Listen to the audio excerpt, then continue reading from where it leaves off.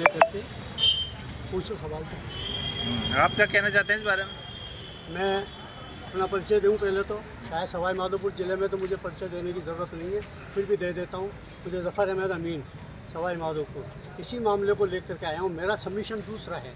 मेरा सबमिशन ये है कि जब पुलिस की व्यवस्था थी और जो मुहर्रम का जो जुलूस निकलने का जो रास्ता तय किया गया था, उस रास्ते को जाम बता करके और हाईवे जाम करने का एक केस दर्ज कराया गया है।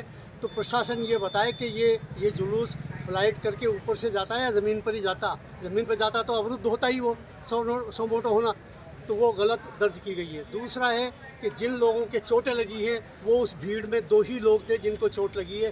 भीड़ से दूर जा कर के और जो सीनियर सेकेंडरी हाई स्कूल है, सीनियर सेकेंडरी स्कूल है, वहाँ जा कर के उसने टक्कर मारी है और वहाँ पर लोगों को घायल किया है।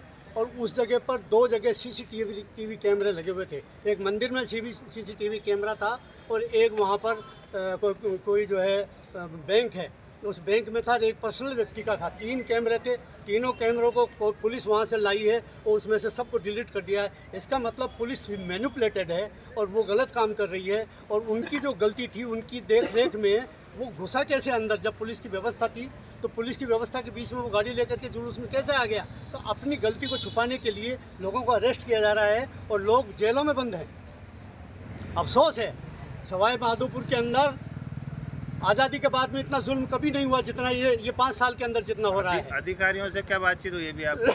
अधिकारियों को प्रूफ दिए हमने सारे। इन्होंने आश्वासन दिया है और आश्वासन के अनुरूप यदि कार्य होता है तो so better, so good and so for good.